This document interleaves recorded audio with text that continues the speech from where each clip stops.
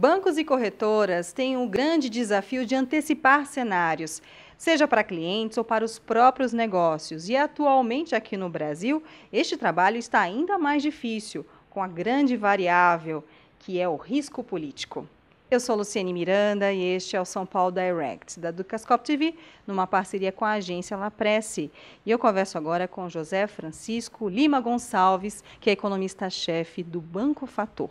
Como é que está o clima dentro do banco, das corretoras, esses bastidores? Como é que está o trabalho de vocês diante de toda esta tensão em função da crise econômica no Brasil? Olha, é um clima de muita incerteza, né? Um ambiente de muita preocupação com os rumos da política, principalmente no Brasil hoje, né? Então, como você bem colocou, a gente vive de expectativa e as expectativas são muito afetadas por esse tipo de incerteza.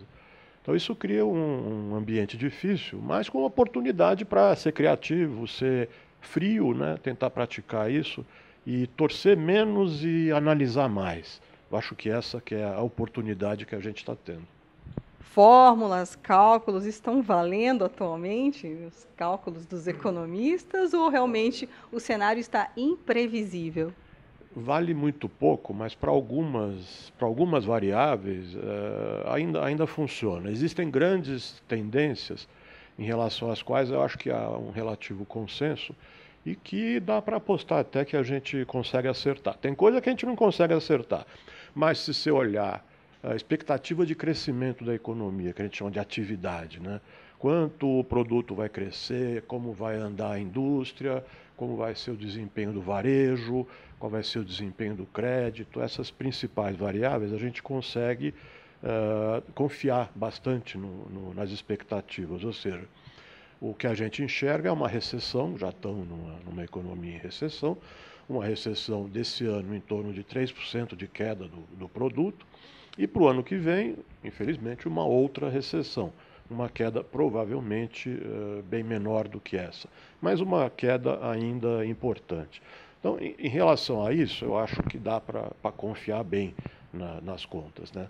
Dá para confiar no fato de que a indústria vai ter contração esse ano, o comércio também, que isso deve se repetir ao longo do ano que vem. Dá para ter confiança na avaliação de que o mercado de trabalho vai piorar adicionalmente, que você já está com taxa de desemprego acima de 7%, isso vai continuar piorando. Dá para juntar tudo isso e falar assim, a tendência do crédito é continuar crescendo cada vez menos, quer dizer, em termos reais o crédito já parou de crescer, já começa a cair. Então, em relação a esse tipo de variável, a gente continua pensando que dá para confiar no número, e isto meio independente dos desdobramentos da política. Esse que é o ponto. São aspectos mais econômicos que não são tão voláteis como as variáveis do dia a dia, que é taxa de juro, câmbio, inflação, etc. E a questão do risco político, o que mais impacta nos mercados? As possibilidades de mudanças ou a incerteza dos governantes com relação às medidas, aos ajustes? Por exemplo, o imposto da movimentação financeira, que cogitaram, voltaram atrás, depois disseram que vai ter mesmo, agora depende de decisão do Congresso. Essas idas e vindas, essa falta de planejamento, qual o impacto disso? Olha, mercado financeiro olha muito para resultado do setor público, resultado fiscal, porque esse resultado é parte da percepção de para onde vai a dívida pública. Em relação ao PIB, se ela vai crescer, se ela vai estabilizar, se ela vai cair.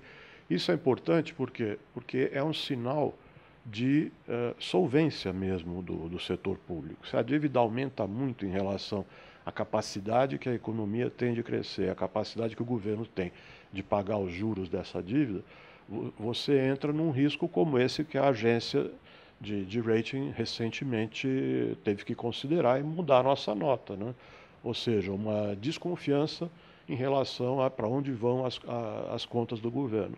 E num momento como esse, tanto pela recessão na qual nós já estamos, quanto pela pela dificuldade que o governo está tendo de definir junto ao Congresso o que precisa fazer e o que pode ser feito no sentido de arrecadar mais e gastar menos, essa dificuldade se soma às dificuldades da recessão e cria uma situação de muita incerteza.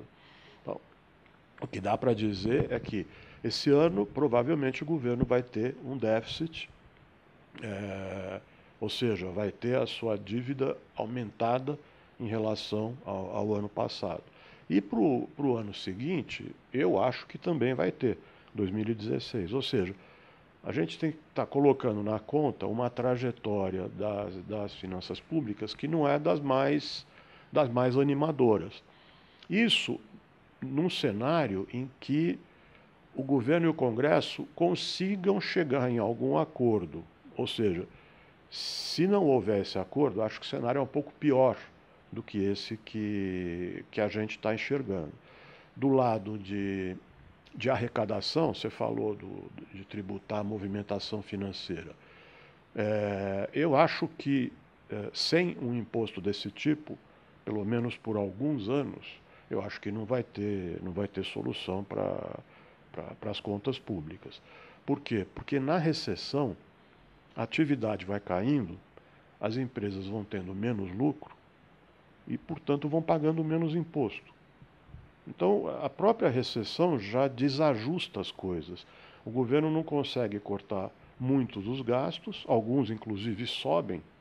E INSS é um gasto que sobe numa recessão, porque aumenta o desemprego, aumenta o desembolso da Previdência. Então, assim, a arrecadação de impostos e contribuições cai e a despesa não consegue cair no mesmo ritmo, na mesma intensidade. Portanto, você tem uma piora já dentro da recessão, já tem uma piora endógena. Além disso, dificuldades de resolver. Então, onde é que nós vamos buscar mais recursos? Onde é que nós vamos cobrar mais imposto? Sinceramente, é isso, é disso que se trata. É por isso que eu digo, vamos torcer menos e analisar mais. Não é? Essa dificuldade é crítica no nosso caso, né? Porque eu estou convencido de que sem mais imposto essa situação fiscal não melhora. Não melhora, não tem jeito.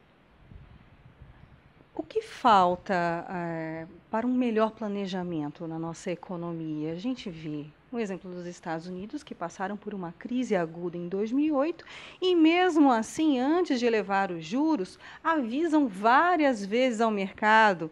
Ninguém é pego de surpresa. Contanto, aqui são medidas sempre surpreendentes que causam muito rebuliço no mercado, muitas incertezas com relação aos juros e outras medidas, e sempre o governo usando uma expressão correndo atrás do prejuízo, uma expressão equivocada, mas que exemplifica muito isso. O que nos falta aqui no Brasil para uma economia mais planejada? Você tem toda a razão. Aqui a gente vive numa coisa de curto prazo, né?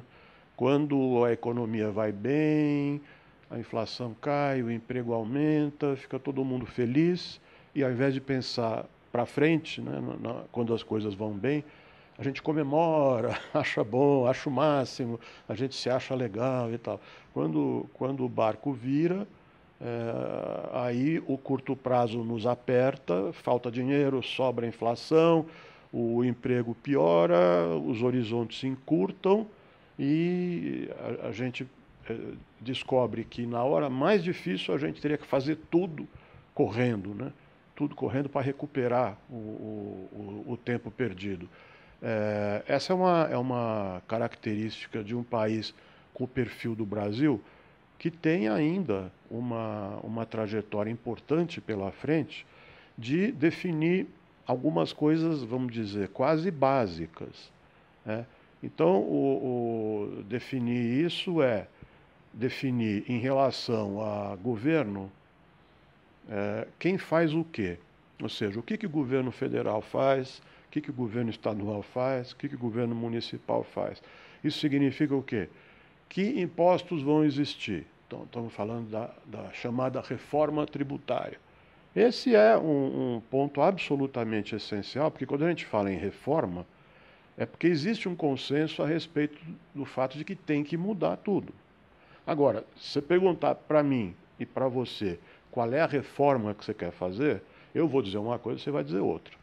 Então, países mais maduros, a gente vê o que é essa questão tributária mais estabelecida, mais estável, para pegar o exemplo que você deu dos Estados Unidos. Você não tem essa discussão, cria imposto, tira imposto. Ou seja, isso é um grau de amadurecimento político da sociedade que aparece nessas dimensões. Que imposto que paga, quem gasta, o que o Estado faz, o que o município faz, como é que é o serviço público, a prestação de serviço público. Então, isso decorre do quê? Da maturidade política, né? que no nosso caso, está andando bastante devagar. Né? E nós estamos num momento muito importante em relação a isso, porque estamos numa crise. É preciso dizer que estamos numa crise e que, dependendo de como a gente saia, a gente vai ter aprendido uma coisa ou outra, a gente vai ter conseguido construir alguma regra de comportamento melhor do que a que temos. Então, essa questão mesmo de amadurecer politicamente, e aí as reformas saem desse amadurecimento, né? E, ao mesmo tempo, vão reforçar esse amadurecimento. A gente precisa pensar de alguma maneira assim, animadora, minimamente animadora para frente. Né? José Francisco, muito obrigada pela sua participação aqui na Ducascope TV. Obrigado, muito prazer. Prazer é nosso. Luciene Miranda para o São Paulo Direct, da Ducascope TV.